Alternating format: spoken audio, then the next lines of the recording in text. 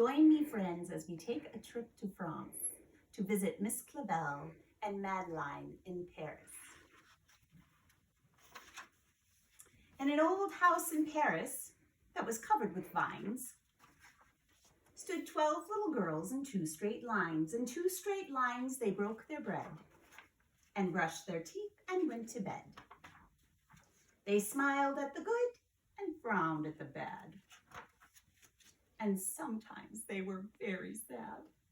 They left the house at 9:30 in 2 straight lines, in rain or shine. The smallest one was Madeline. She was not afraid of mice. She loved winter, snow, and ice. To the tiger in the zoo, Madeline just said, "Pooh."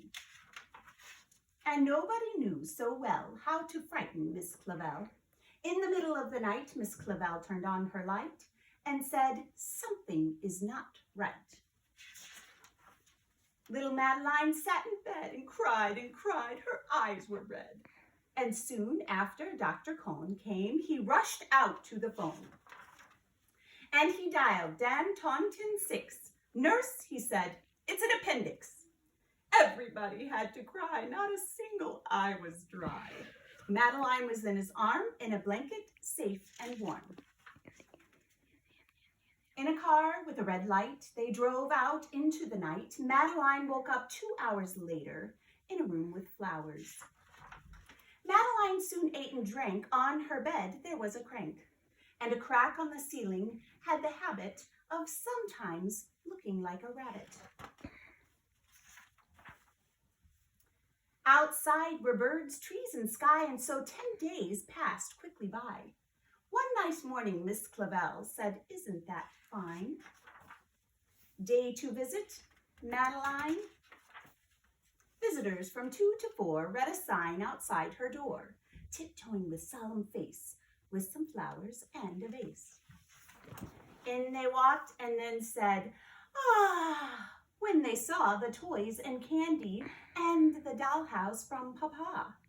But the biggest surprise by far, on her stomach was a scar.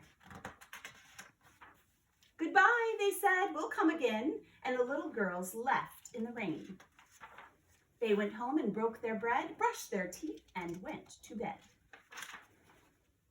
In the middle of the night, Miss Clavel turned on the light. She said, "Something is not right."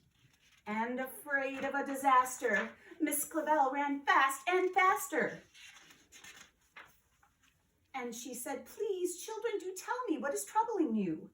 And all the little girls cried, "Boo-hoo! We want to have our appendix out too." "Good night, little girls. Thank the Lord you are well. And now go to sleep," said Miss Clavel. And she turned out the light and closed the door. And that's all there is. There isn't any more.